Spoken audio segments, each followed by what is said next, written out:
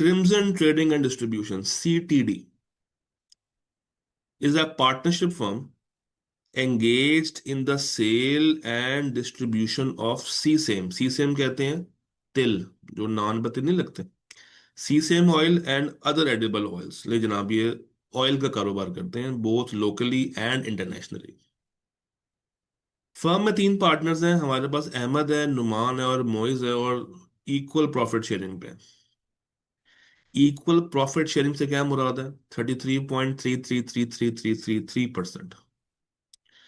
The following matters have arisen in connection with the affairs of the firm. तो एक चीज ना आप और भी क्या करें, जब आप लॉ के पेपर में बैठे ना, तो चूंकि टाइम कम होता है, तो जब आप लोग रीड कर रहे हो अपना क्वेश्चन, जैसे यहाँ पे जब आप लोग क्वेश्चन रीड कर रहे हैं ना, तो काम की बात हाईलाइट कर दिया करें। मेरे लिए ये काम की बात नहीं है कि उनका काम है क्या। ठीक है जी, वो ऑयल बेच रहे हैं, समझ आ गई। लोकली भी बेच रहे हैं और इंटरनेशनल भी बेच रहे हैं। काम की दो बातें थी, पार्टनर का नाम क्या था और प्रॉफिट शेयरिंग इक्वल थी। तो जो काम की इंफॉर्मेशन है वो हाईलाइट लाजमी कर लिया करें या उसके ऊपर अंडरलाइन कर लिया करें, ताकि दोबारा दोबारा आपको पढ़ने की जरूरत ना पेश आए। कहता है जी, मोइस इंट्रोड्यूस्ड, क्या मोइस मेरा पार्टनर है? यस। तो एक पार्टनर ने इंट्रोड्यूस की है एक प्रमोशनल स्कीम। वो स्कीम क्या है कि customers purchasing 50 drums of sesame oil were entitled to buy 10 liters of vegetable ghee at a 15% discount। कहता जो हम कस्टमर हमसे 50 ड्रम खरीदेगा, जो कस्टमर हमसे जो कस्टमर हमसे 50 ड्रम खरीदेगा, हम उसको वेजिटेबल घी, 10 लीटर वेजिटेबल घी देंगे 15% डिस्काउंट पे। Since partnership firm does not ordinarily deal in vegetable ghee, Moise entered into a separate arrangement with एक और कंपनी। क्या मतलब? इस पार्टनरशिप फर्म का तो ये काम ही नहीं था घी बेचना, इनका काम था ऑयल बेचना, एडिबल ऑयल्स बेचना। इनका काम घी घी में नहीं है। मगर इसने प्रमोशनल स्कीम ये दी है कि जो कोई हमसे 50 ड्रम खरीदे, हम उसको 15% डिस्काउंट पे 10 लीटर वेजिटेबल घी देंगे। और ये वो कहां से लेके आएगा, उसके लिए एक सेपरेट अरेंजमेंट किया है टर्कोइज घी वालों के साथ। और मजे की बात ये है कि वहां से ये भाई कमीशन अर्न करेगा 300 पर litre, pursuant to which a commission of rupees 300 per liter sold under the scheme was paid directly to Moise। क्या हो ये रहा है कि मोइस पार्टनर्स को ये दिखा रहा है कि मैं तो फर्म का फायदा कर रहा हूँ, बट एक्चुअली में फर्म के फायदे के साथ साथ वो अपनी जेब भी तो गर्म कर रहा है। सर कैसे गर्म कर रहा है? सर वो कमीशन ले रहा है 300 पर लीटर की, वो कमीशन ले रहा है 300 पर लीटर की। भाई ले रहा है कि नहीं ले रहा कमीशन, मुझे बता दें। क्या वो 300 पर लीटर की कमीशन ले रहा है दोस्तों? बिल्कुल ले रहा। डायरेक्टली टू मोइस, अच्छा देखें, अल्फाज पे गौर करें। डायरेक्टली टू मोइस, मोइस को डायरेक्टली वो कमीशन मिलेगी, यानी कि फर्म को नहीं मिलेगी, मोइस को मिलेगी। Ahmed later observed that the commission received from Turquoise had not been recorded in the books. Moise responded that arrangement with the Turquoise was entered by him in his personal capacity, and further contended that Turquoise ghee business does not compete with CTD। ये paragraph important है requirement के लिए। ये paragraph को जरा आप लोग दोबारा पढ़ें प्लीज। ये पैराग्राफ को दोबारा पीजिएगा, पढ़िएगा जी। दिस पैरा, दिस पैरा, इस पैरा को तसल्ली से पढ़ें। Most important for answering the question.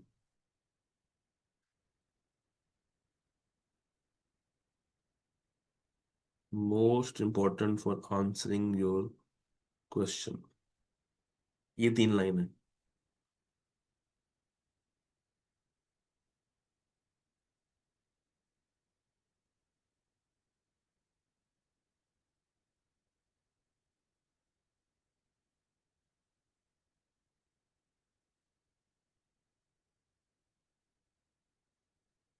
हाँ जी।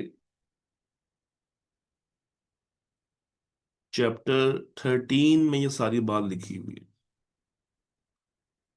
क्या कह रहा है? वो कह रहा है, please listen and listen carefully. साहब फरमाते हैं कि जो अहमद है ना, जो हमारा पार्टनर कौन था, अहमद। अहमद ने लेटर ये ऑब्जर्व किया that the commission received from TGC had not been recorded in the books of CDD. इसका मतलब है कि मोइज ने बता दिया था कमीशन का, छुपाया नहीं है, बता दिया कि भाई, उसने बताया कमीशन मिलेगी, आधी बात बताई है। ये नहीं बताया कि कमीशन उसको मिलेगी, फर्म को नहीं मिलेगी। तो अहमद ने गौर किया कि यार ये कमीशन की एंट्री रिकॉर्ड नहीं हो रही हमारी बुक्स में। तो उस पे मोइज ने ये आर्गुमेंट किया है कि चूंकि ये एग्रीमेंट उसने पर्सनल कैपेसिटी में किया है, वो खुद गया, मुलाकात की, उनसे मिला, टाइम लगाया, और चूंकि वो खुद गया, उसने सारी एफर्ट खुद ने की है, तो ये कमीशन उसकी बनती है। फिर दूसरी बात ये उसने कहा कि जनाब ये बिजनेस तो हमारे बिजनेस का कंपैरेटर ही नहीं है। अंडर द पार्टनरशिप एक्ट, अब requirement under the partnership act, evaluate करें whether the validity of Moiz response. जो मोइस का रिस्पॉन्स, अब देखें 4 नंबर का सवाल है, और रिक्वायरमेंट अगर आप गौर करें तो 2 हैं, यानी कि 2 नंबर हर बात के। पहले आपने इवेलुएट करना है मोइस का रिस्पॉन्स, आपने बताना है कि मोइस का रिस्पॉन्स वैलिड है या नहीं है, दुरुस्त है या नहीं है। फिर आपने एडवाइस करना है कि जनाब इस कमीशन की अप्रोप्रिएट ट्रीटमेंट क्या होगी। अक्सर हमारे बच्चे, शहजादे बच्चे क्या करते हैं, सुने। अक्सर ये जो हमारे शहजादे बच्चे हैं ना, वो रिक्वायरमेंट ही नहीं पढ़ते पूरी। यकीन मानिए वो रिक्वायरमेंट ही नहीं पढ़ते हैं पूरी। वो अगर रिक्वायरमेंट ही नहीं पढ़ेंगे तो आंसर क्या लिख के आएंगे? चलिए मैं आपसे पूछता हूँ ना, मोइस का रिस्पॉन्स आपके मुताबिक अप्रोप्रिएट है या नहीं है? क्या मोइस ठीक बात कर रहा है दोस्तों? हाँ कि ना?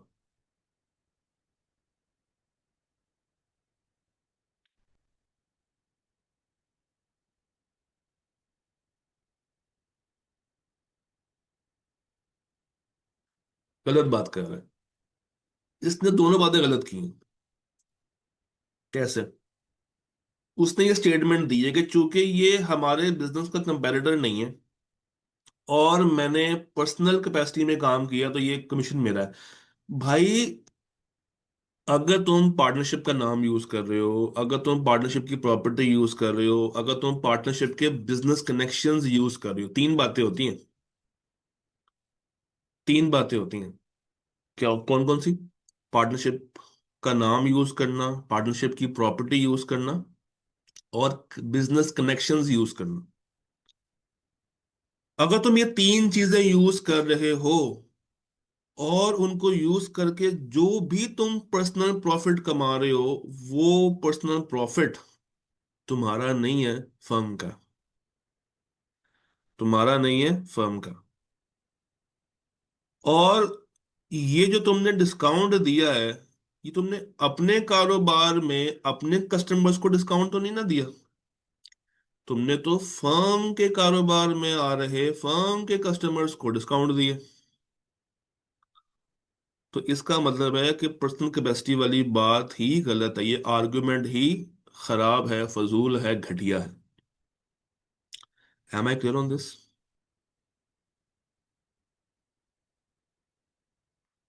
जी, am I clear on this? मुझे बताइए, इतनी बात समझ आई दोस्तों को? तो सबसे पहले अब आप लोग क्या करेंगे, इसका आंसर कैसे लिखेंगे?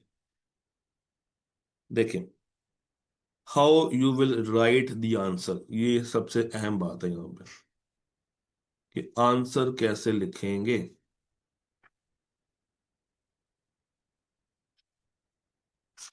अच्छा जी, आंसर कैसे आएगा?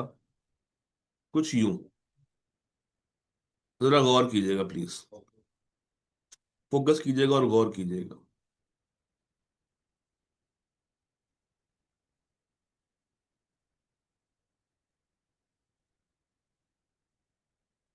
Please listen and listen carefully. सबसे पहले आपने क्या करना होता है, आपने लॉ बताना होता है। जब भी कोई केस स्टडी का सवाल आ जाए, तो आप हमेशा एक अप्रोच जेन में रखा करें, LED अप्रोच। LED approach.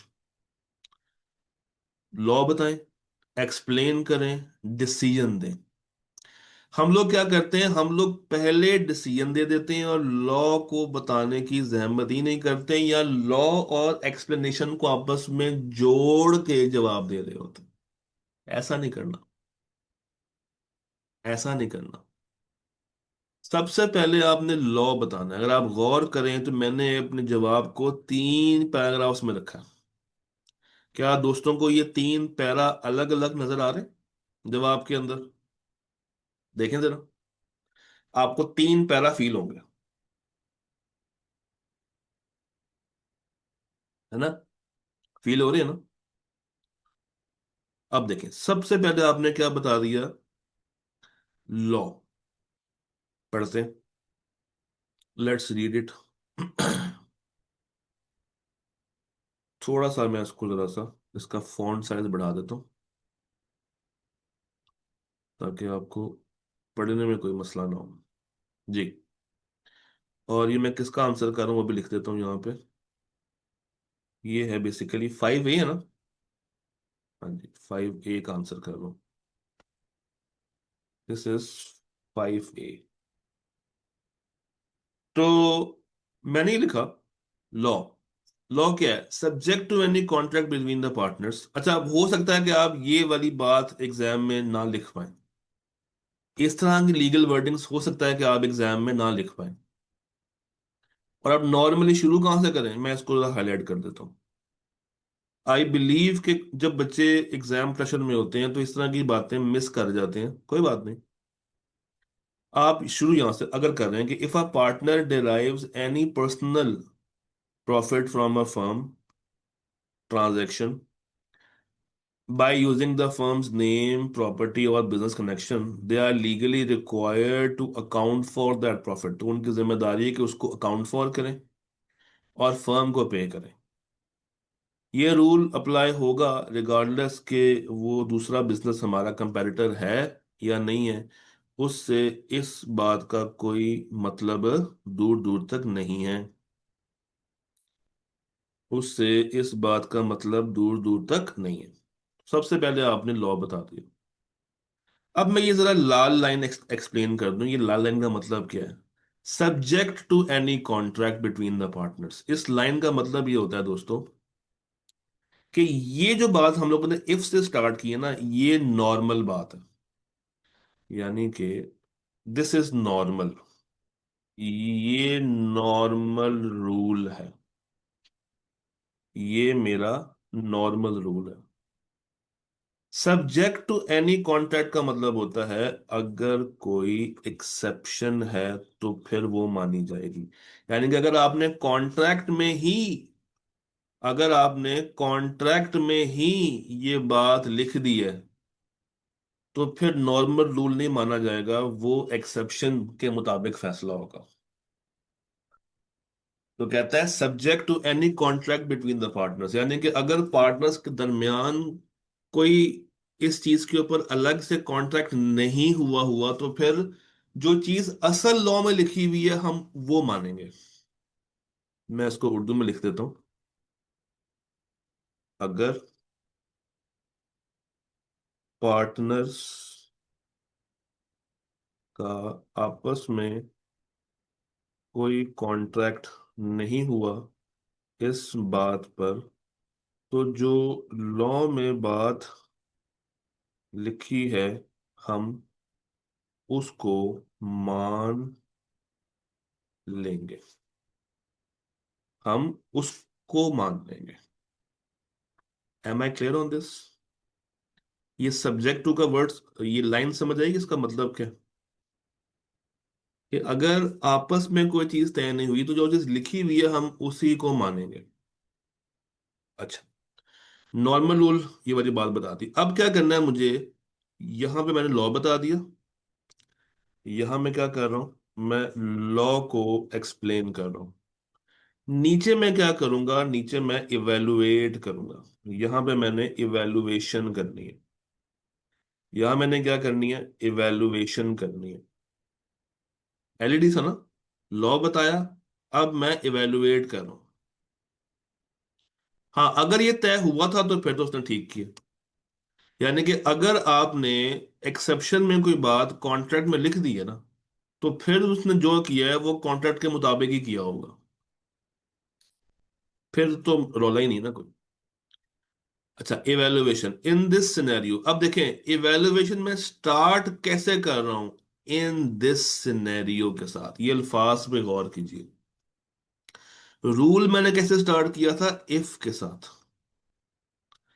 तो जब भी आपने कोई कोई भी चीज किसी भी थ्योरी के पेपर में इवेलुएट करनी हो तो आप शुरू कहां से करते हैं? इस लाइन से, in this scenario. In this scenario. Moiz. अब देखिए मैं क्या कर रहा हूं, मैं सवाल को आसान करके एक्सप्लेन करूंगा और कुछ नहीं करूंगा। Moiz utilised firm existing customers. उनको बेचा है, फर्म की ट्रांजैक्शन की है, उनको डील दी है, प्रमोशनल स्कीम एंटर की है। Therefore the commission was only possible because of the firm business connection. मैंने कुछ नहीं किया। मैंने उस सवाल को और जो लॉ ऊपर बताया है उनको आसान करके लिख दिया। This is how you evaluate. ये एवेलुएशन का बाय डिफॉल्ट रूल है। ये इवेलुएशन का बाय डिफॉल्ट रूल है कि आपने कुछ ज्यादा बात नहीं करनी होती। आपने सवाल को और ऊपर वाली जो लॉ है उसको आसान करके लिखना होता है। फिर यहां पे अब मेरा आएगा फैसला। डिसीजन। डिसीजन। ये तीन पैराग्राफ्स अगर आपने नहीं बनाए और अगर आप एक सिंगल पैराग्राफ में अपने जवाब को लिख रहे हैं तो नंबर नहीं मिलेंगे या बहुत कम मिलेंगे। आपको सेग्रीगेट करना चाहिए। आपको बताना है कि मैं लॉ कहाँ पे लिख रहा हूँ, मैं रूल कहाँ पे लिख रहा हूँ, मैं इवेलुएशन कहाँ पे कर रहा हूँ, मैं डिसीजन कहाँ पे दे रहा हूँ। अगर आप अपने जवाब को इस तरह से ड्राफ्ट नहीं करेंगे तो आप नंबर लूज कर रहे होंगे। आप सिर्फ सिर्फ क्या कर रहे होंगे? नंबर लूज कर रहे होंगे। अक्सर बच्चे लॉजिकल सवालों में यही गलती कर जाते हैं कि उनको आता होता है, उनको वो चीज आती होती है, मगर वो प्रेजेंटेशन में मार खा जाते हैं। तो वैलिडिटी क्या है कि जनाब मोइज, अब आपने बताना अपना फैसला। Moiz contention is invalid. क्यों? वो कंपैरेटर हो या ना हो, जो भी प्रॉफिट आया है फ्रॉम द कमर्शियल ऑपरेशंस वो उसकी पर्सनल कैपेसिटी में नहीं है, क्योंकि वो फर्म के रिसोर्सेज को यूज कर रहा था। देयर फोर ये फर्म की एक्टिविटी मानी जाएगी, ना कि उसकी मानी जाएगी। सर क्या मेरा जवाब खत्म हो गया? The answer is no. Sir क्या रह गया? देखें सर, आपने एक और बात भी तो बतानी थी। Appropriate treatment. भाई आपने ये भी तो बतानी है ना अभी। Appropriate treatment. तो अगली जो हेडिंग बनेगी वो बनेगी अप्रोप्रिएट ट्रीटमेंट की हेडिंग। अप्रोप्रिएट ट्रीटमेंट की हेडिंग बन जाएगी। तो अगर आप गौर करें, चार नंबर थे और मैंने चार ही पैराग्राफ्स में इसका जवाब लिखा। चार नंबर थे। चार नंबर थे ना? तो जब मैं इसका जवाब लिखूंगा तो मैं इसका जवाब इन्हीं चार बातों में बताऊंगा। तो पहला नंबर आ गया लॉ बताने का, दूसरा आ गया इवेलुएट करने का, तीसरा आ गया डिसीजन बताने का, और चौथा उसकी accounting treatment. Am I clear guys? थोड़ा सा दिमाग को हवा लगी है कि पेपर में चीजें आने के बावजूद हमारी गलतियां कहाँ कहाँ पे होती हैं? दिमाग की बत्ती जली? ये हमने अभी एक लॉजिकल सवाल जो कि सिर्फ चार नंबर का था उस पे इतना टाइम लगा दिया। क्यों लगाया? ताकि आप एग्जाम में ये नंबर लूज ना करें। अच्छा जी, आए जरा मजीद बातें देखते हैं। Let's focus. इसका पार्ट बी देखते हैं। कहता है firm entered into a contract to supply 10,000 drums of customised sesame oil. अच्छा, अब मेन सवाल वही है। अब पार्ट बी, ठीक है, मेन कैरेक्टर्स वही हैं। नहीं, आपने कंक्लूजन में अप्रोप्रिएट ट्रीटमेंट अगर लिखनी है तो आप उसका एक अलग पैरा दें, क्योंकि वो फिर एग्जामिनर इतना वेला नहीं है कि वो आपके पैराग्राफ्स के अंदर जा जाके आपका जवाब ढूंढता रहेगा। तो आपने अलग से बताना है, जो भी बताना है सेपरेटली बताना है, ताकि वो सेपरेटली उसका नंबर आपको अलॉट करे। ठीक है? यार मेरी आवाज कट रही है, मुझे बताइएगा। क्या मेरी आवाज कट रही है? क्या मेरी आवाज क्लियर आ रही है दोस्तों?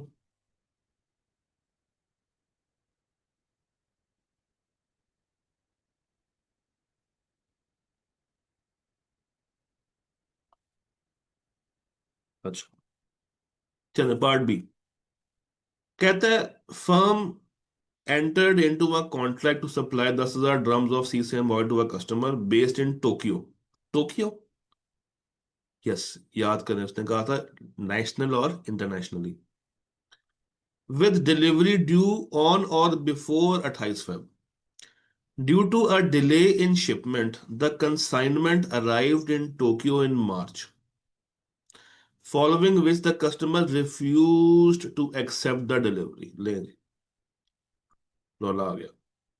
दोबारा से करते हैं। कहता जी, firm entered into a contract to supply 10,000 drums of customised sesame oil to a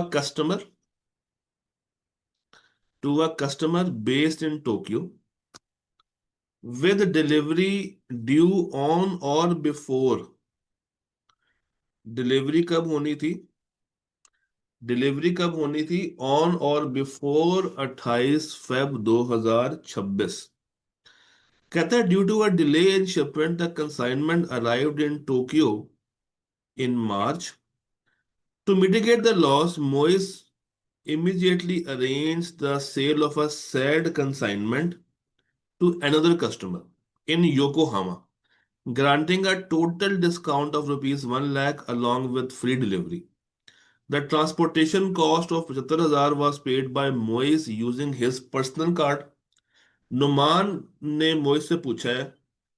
Numan contends that Moise acted against the interest of the firm। फिर से मोइस के ऊपर मसला आ रहा है। अच्छा, granting an excessive discount and further claims that Moise is not entitled for the reimbursement of the transportation cost. Numan is of the view that Moise should instead compensate 1 lakh। अब दोस्तों ये सवाल भी चैप्टर 12 एंड चैप्टर 13 से निकला है partnership के। Please please please keep it in mind कि जब आप लोग पार्टनरशिप तैयार कर रहे हैं, मेरी बात सुने, अभी मैं इसके जवाब पे आते हैं। But please keep it in mind कि जब भी हम लोग सॉल्व कर रहे होते हैं पार्टनरशिप, जब भी आप लोग तैयार करें पार्टनरशिप, तो आपने उसको हमेशा लॉजिकल पॉइंट ऑफ व्यू से ही तैयार करना है। हाँ जी, जरा सोच के बताएं ना, आपके ख्याल में इस पार्ट बी का क्या जवाब बनना चाहिए। पहले आप लोग सोचें जरा, फिर मैं इसके ऊपर बात करता हूँ आपसे। जी दोस्तों, क्या क्या आपका जवाब बनेगा यहाँ पे? What will be your answer? क्या वो इंडेमनीफाई होगा या नहीं होगा? पहले मुझे ये बताइए, क्या उसने काम ऑर्डिनरी कोर्स में किया या नहीं किया? क्या उसने काम ऑर्डिनरी कोर्स में किया है या नहीं किया? क्या उसने ये काम ऑर्डिनरी कोर्स में किया या नहीं किया? जी।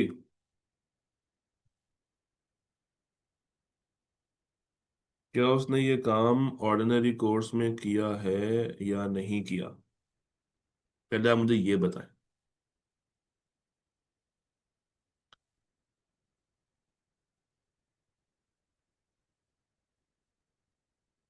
सर जी, जो उसने काम किया ना, वो ऑर्डिनरी कोर्स में किया। यहां पे नुमान की बात गलत है।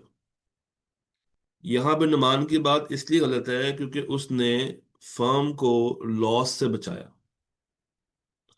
उसने लॉस से बचाया है। मगर सिर्फ इतना काफी नहीं है, कुछ और भी आपको बताना है। अगर आप सवाल को देखें ना गौर से, तो उसने एक एक लाइन यूज की है, पर्सनल क्रेडिट कार्ड। अब अगर आपने पास्ट पेपर सॉल्व किए हो ना, तो आपको ये लाइन पढ़ के एक कॉन्सेप्ट समझ आ जाना चाहिए कि वो मजीद क्या आपसे पूछ रहा। मजीद क्या आपसे पूछ रहा। कुछ और भी है इसमें जो कि पूछ रहा है वो।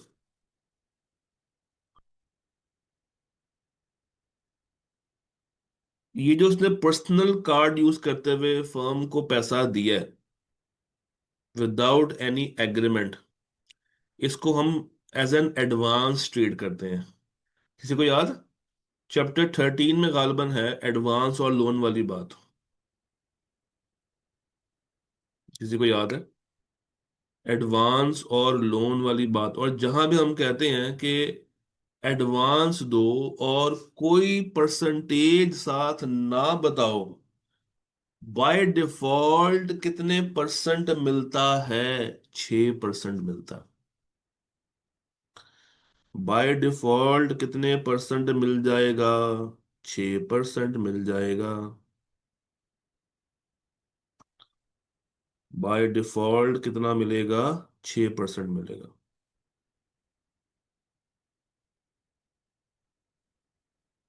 तो जो नुमान कह रहा है ना कि मोइज बेचारा कंपनसेट करे, नहीं, यहां पे मोइज गलत नहीं है। ऊपर जहां पे गलत था हमने बता दिया था, यहां पे वो गलत नहीं है। पूरे पूरे रिम्बर्स होंगे। पूरे पूरे पैसे रीइंबर्स होंगे।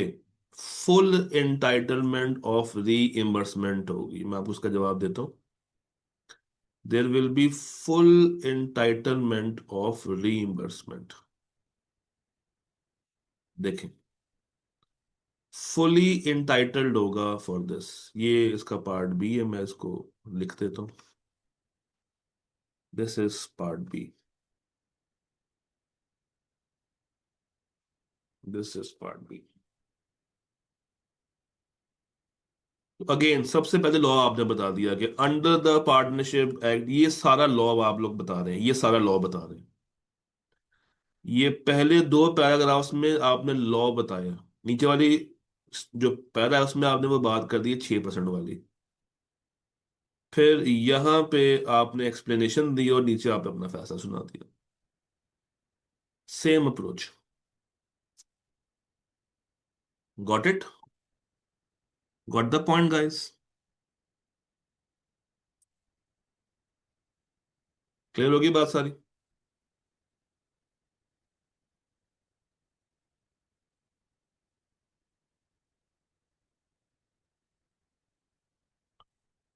अच्छा जी, आए इसका पार्ट सी देखते हैं। Part C. Part C again 4 number का है। पार्ट सी 4 नंबर का कहता है, under the partnership act assess whether Ahmed is authorised to undertake each of the above actions with a view to improve the company's market position, firm's market position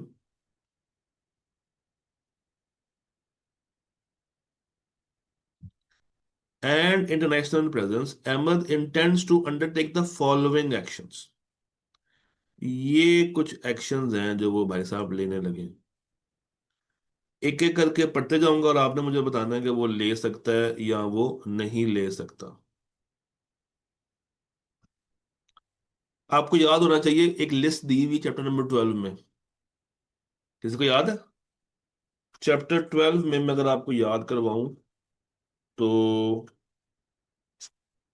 आपको एक list मिलती है rights and duties वाली, 12 में भी और 13 में भी। 13 में जाए तो आपको मिलता है कि वो उसकी इम्प्लाइड अथॉरिटीज कौन कौन सी हैं और इम्प्लाइड अथॉरिटीज कौन सी नहीं हैं। तो अब अगेन ये उसी टॉपिक को टेस्ट किया जा रहा है। एक्सपैंड कर सकता है product range by adding new oils. Sir ji, क्या ये लोग ऑयल्स में ही काम कर रहे हैं? क्या ये लोग ऑयल्स में ही काम कर रहे हैं? तो चूंकि ये लोग ऑयल्स में ही काम कर रहे हैं, तो अगर वो मजीद किस में ऐड करना चाहता है ऑयल की, तो क्या मैं उसको ऑर्डिनरी कोर्स ऑफ बिजनेस कहूंगा?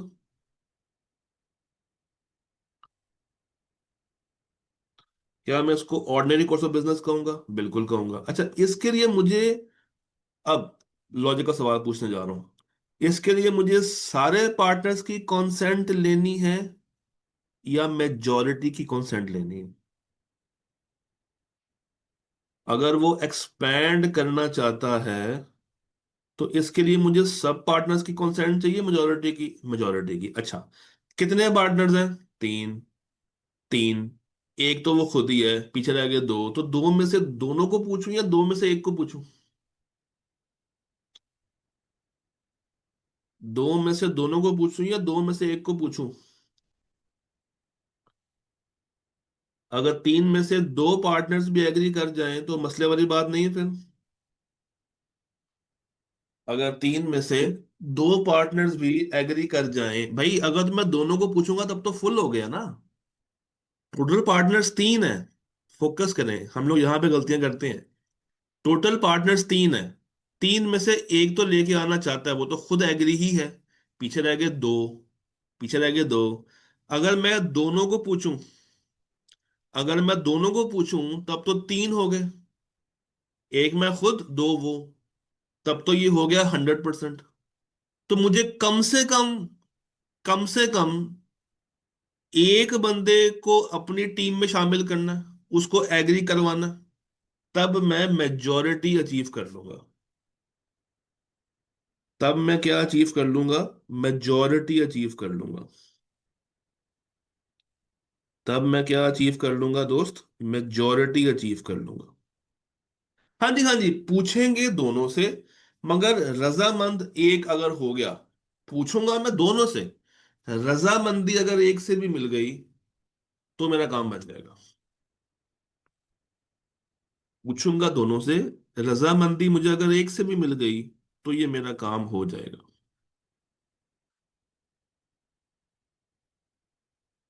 यस, 2/3।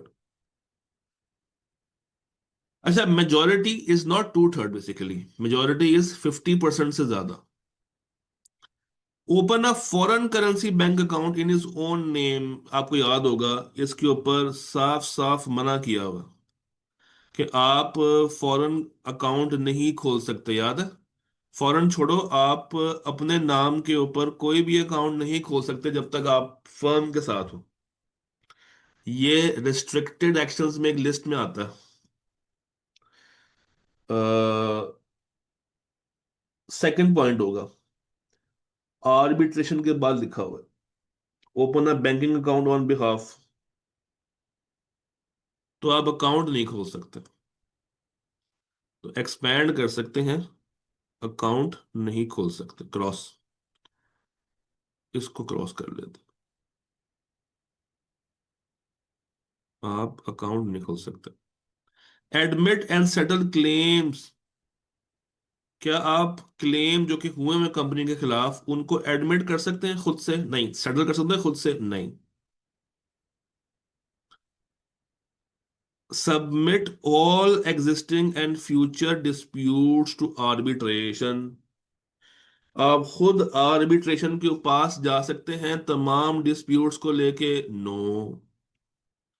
अब जिन भाइयों ने, जिन बहनों ने चैप्टर 13 का पहला पेज याद किया होगा, उनके लिए तो ये 4 नंबर बहुत ज्यादा स्ट्रेट फॉरवर्ड है, कुछ भी नहीं है, यकीन मानिए ये 4 नंबर कुछ भी नहीं है। ये 4 नंबर फ्री के 4 नंबर है। परचेज अ वेयर हाउस, आप कोई मूवेबल प्रॉपर्टी, इमूवेबल प्रॉपर्टी नहीं खरीद सकते, तो वेयर हाउस भी आप नहीं परचेज कर सकते। वेयर हाउस भी आप नहीं परचेज कर सकते। So that is your 4 marks.